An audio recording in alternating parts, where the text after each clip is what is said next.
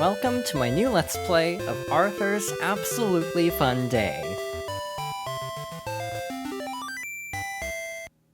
Because the series just had its final episode at the time of recording this, I wanted to revisit this game. This is one of the very first games I ever owned. When I was really little, I was given a Game Boy Color and this game as a present. And I played this a bunch. I have so many memories of playing this game, and even though it's not the greatest game ever made, I still enjoyed it quite a bit, and I wanted to share some of my experiences with it.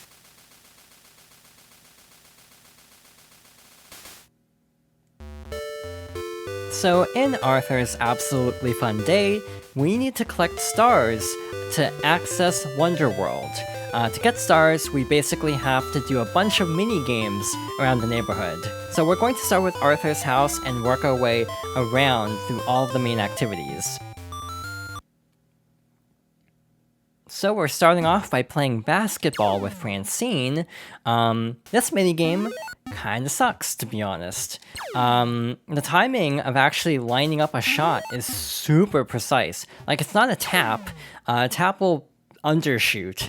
You have to hold it ever so slightly, maybe like 5 frames or something really ridiculous in order to actually make the shot. I actually back up slightly because I feel like if you actually try to shoot from the starting spot, you're actually too close and it makes it harder. I seem to have kind of found a rhythm with this though. I say as I immediately botch a shot. In this game, most of the minigames have a score of 10 points. And this one is no exception. Once we score 10 points, we'll get a star and we can move on to the next minigame. They're actually, the amount of stars you need is actually higher than the amount of minigames, so you will have to play several of them multiple times to actually get into Wonderworld. So far so good, we're at 7 points out of 10. We only need now 2 more, which hopefully won't be too difficult. But again, this is actually shockingly finicky if I'm being honest. Yep, that was a miss. Let's try again.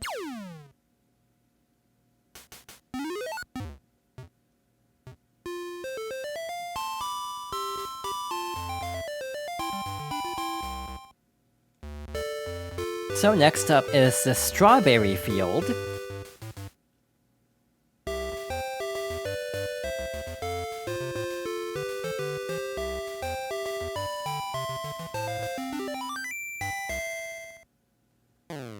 So we have to pick strawberries, and honestly this minigame isn't one of my favorites. It is painfully slow. We have to collect 10 berries, as this little rabbit also in this field tries to eat them. How rabbits exist in this universe kind of creates a goofy Pluto situation, because I'm pretty sure other characters in Arthur are like humanoid rabbit characters, so this is very odd actually. Yeah, I wish Arthur could move slightly faster than this, but luckily the rabbit moves pretty slowly too, so you probably won't have too many problems with the rabbit eating too many, and it should go relatively smoothly if we can get over to this last one fast enough.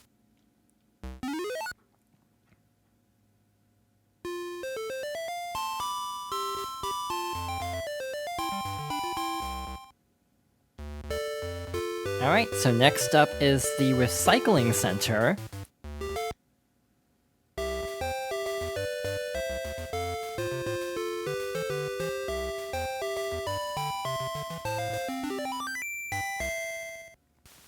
So, in this minigame, we have to use A to pick up trash. We can also press B to speed up, but you can run into the debris on the ground, which will trip you up a little bit.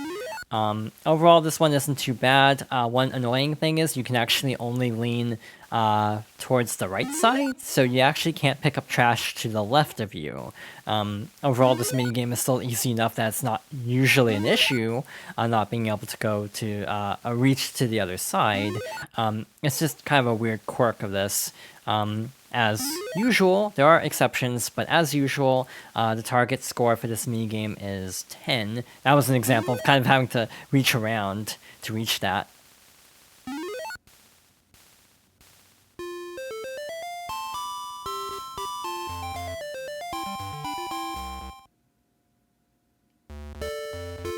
And next up is the bane of my existence.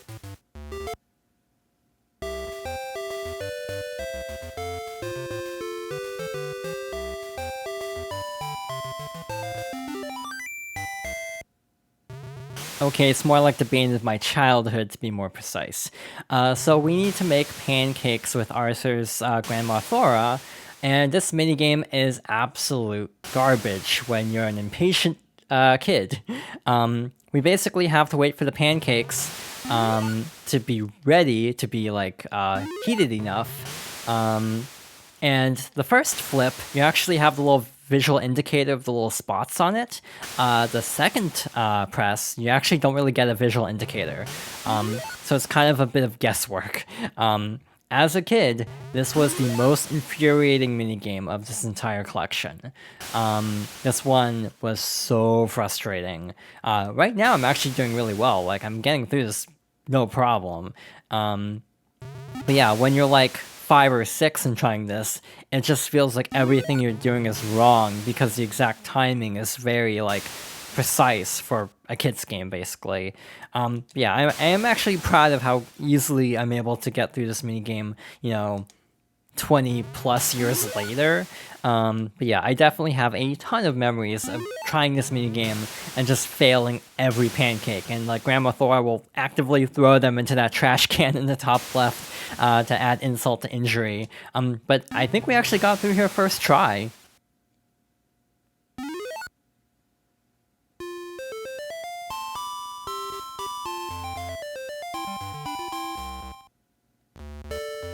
Feels like I avenged my childhood self whenever I can get through that minigame first try. Anyway, we have this little candy shop.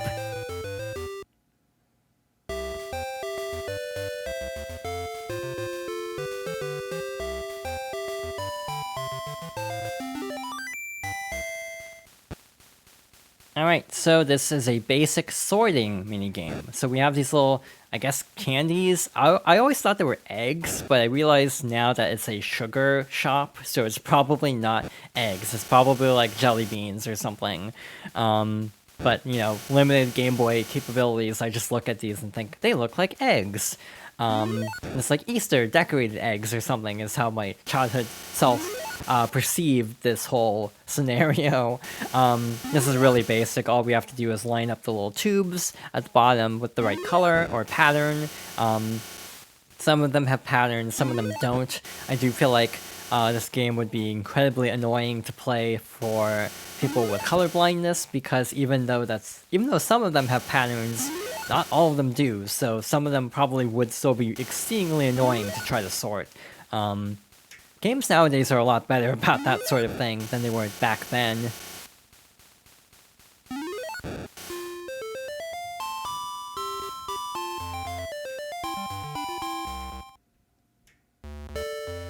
And next up is the library.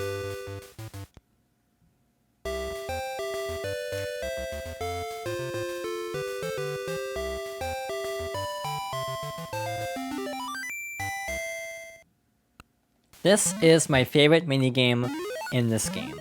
You basically have to go over to Brain, I guess, and then sort all the books. This kind of reminds me of the letter sorting in The Wind Waker, even though this definitely predates The Wind Waker. But yeah, as usual, our score is 10, and I remember playing this a ton to try to see how fast I can get through this.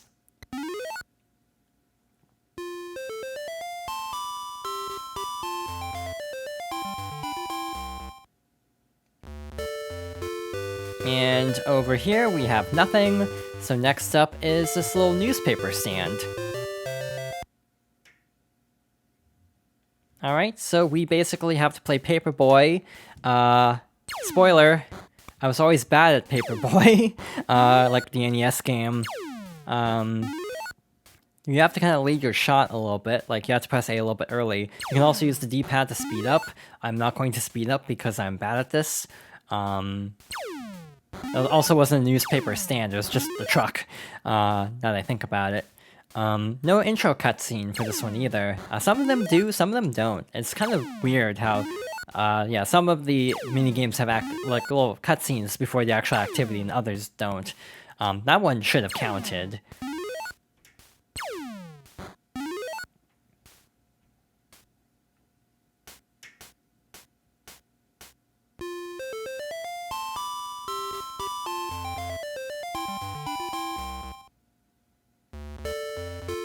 Alright, so next up is, this one.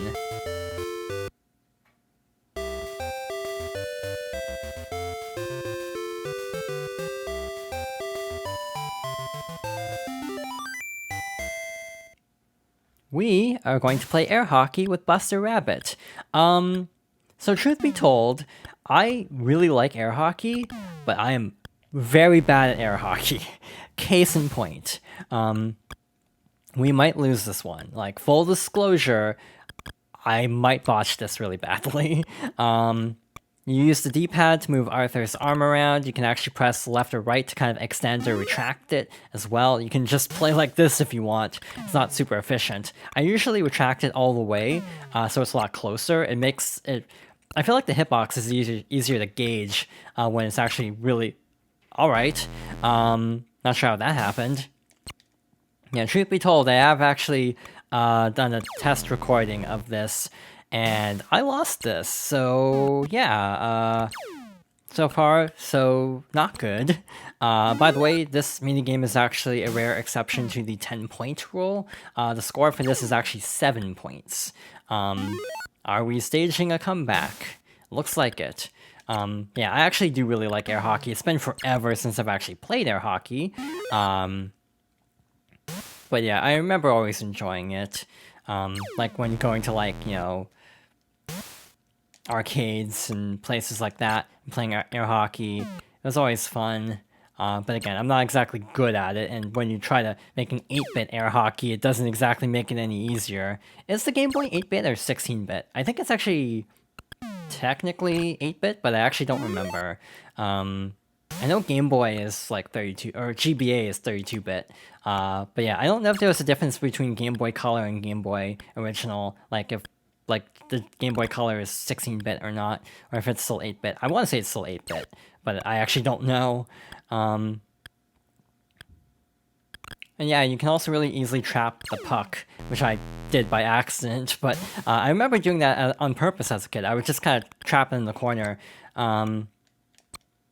to see how long it would actually stay, and it would actually stay for a very long time, usually, before breaking free on its own. Actually, normally it wouldn't. I would actually have to move.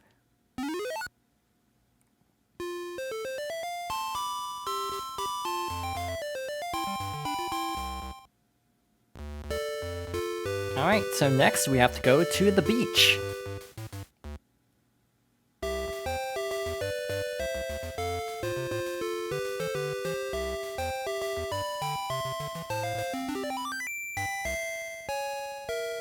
I don't like this minigame, and I have a very weird history with underwater levels in games. Lego Island 2 also had like a diving level, and I hated that.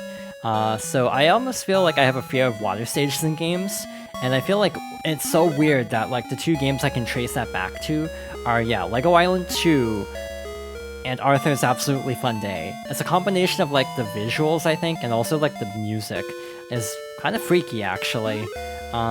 Anyway, we have to collect treasure. How many treasures, I don't actually remember, to be honest. This is slightly challenging, actually. Trying to like nudge the control stick enough to actually reach it, because you have to line up pretty precisely, honestly. Yeah, something about this whole setting is just not... I'm not a fan of it. And again, for like a kid, this was actually weirdly unnerving, and I'm still not the biggest fan of like diving. In real life, I don't really like the idea of diving, but also in video games, I'm not really a fan of like water. I feel like there's also like weird input problems where it's like it kind of eats inputs, so sometimes you can move like a lot farther and or a lot less distance, and other times you move like really far when you don't mean to, which also makes this a little bit more annoying. Actually, I feel like this might be the last one based on how much room is on the heads-up display. Maybe one more.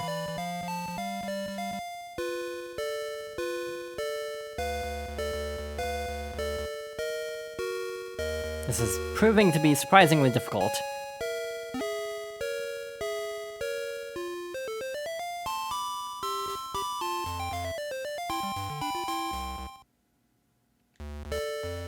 And our final main minigame is right over here on this hill.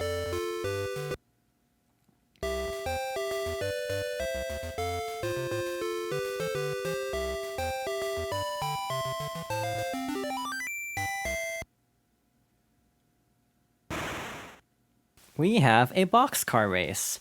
I always remembered really liking this one. Alright, so we're pulling ahead. We have to dodge like the puddles and like the oil spills on the ground. Why are there oil spills near a boxcar derby? I don't know. B is honking the horn. I actually don't know how to speed up. If it's like D-pad or A button, nothing... Oh.